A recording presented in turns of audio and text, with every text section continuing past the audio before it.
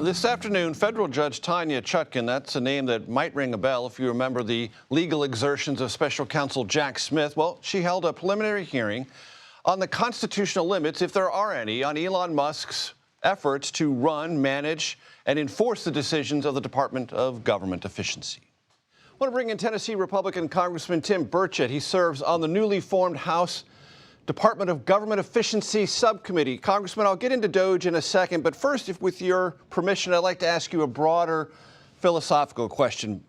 If the Almanac of American Politics is correct, when you were mayor of Knox County, you said you were a limited libertarian. Today, as we talk now, do you consider yourself more or less of a libertarian than you did back then? Probably more. I see that we need more of it, less government involvement in our life and more personal responsibility. I think that's something we should all try to attain.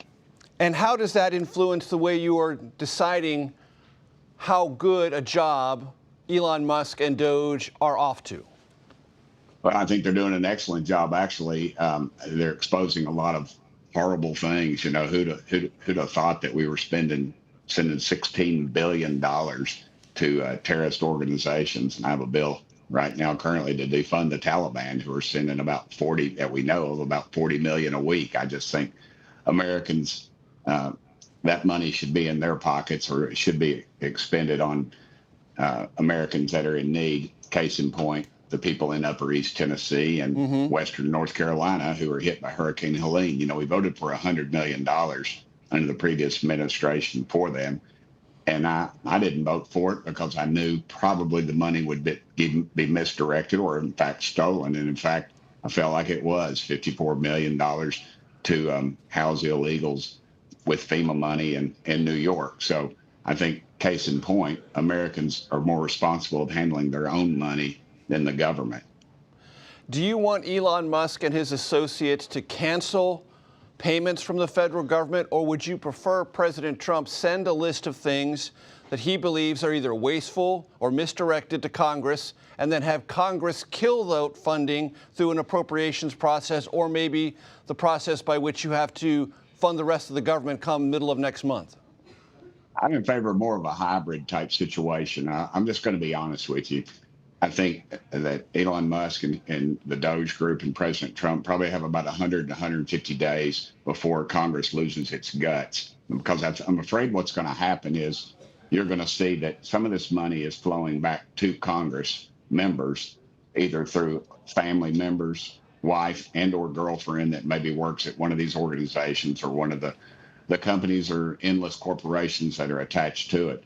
So I think we're going to have a limited time. I want them to get as many out as possible, and I want them to get on to the Department of Education and to the Pentagon, because I believe you're going to see a lot more misdirected funds there, and it goes much deeper.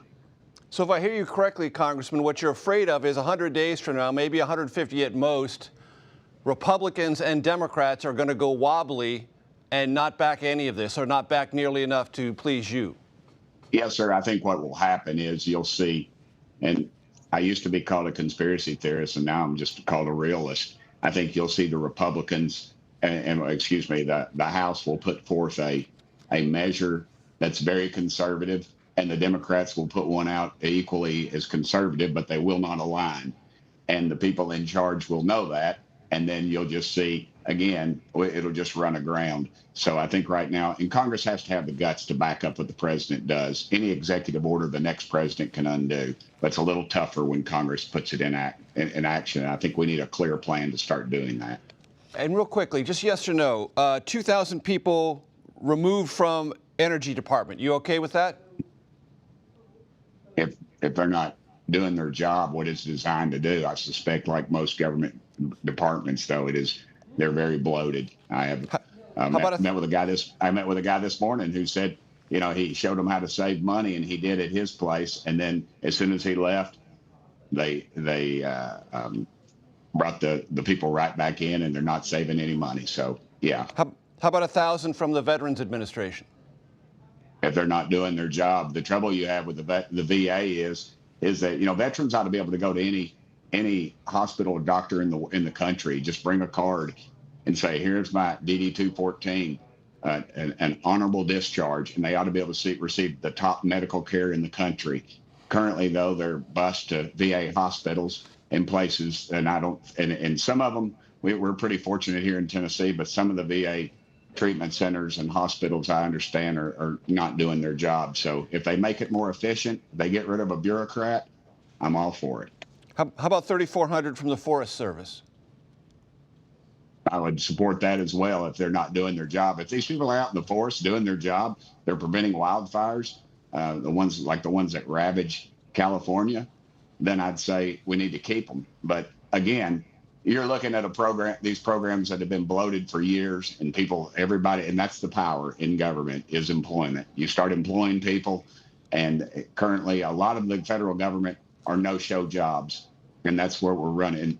The mayor of Washington, D.C., as liberal as she is, she's a very kind lady, but she petitioned President Biden to send people back to work because downtown Washington was dying. The only people making any money were the people selling weed. Understood. There are now 7,500 who have signed up for the president's buyout offer at the end of this fiscal year.